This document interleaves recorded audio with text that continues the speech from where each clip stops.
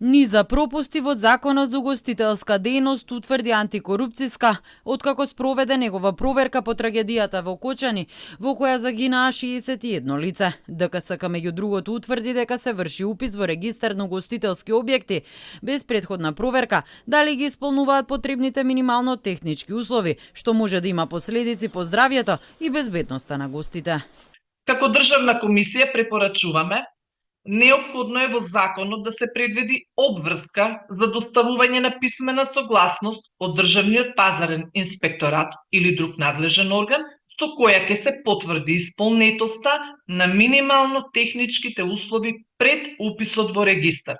Воедно, неопходно е да се пропише обврска државниот пазарен инспекторат да изврши увид во определен рок, например 15 работни денови, како и санкции во случај на невистинито пријавување, вклучувајќи можност за казна или одземање на одобрението.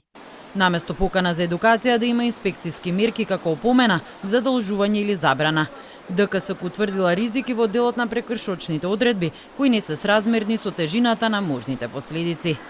Во овој дел препорачуваме да се преиспитаат прекршочните одредби со цел да се обезбеди сразмерност помеѓу висината на глобите и сериозноста на последиците, особено кај прекршувањата што се однесуваат на здравјето и безбедноста на луѓето.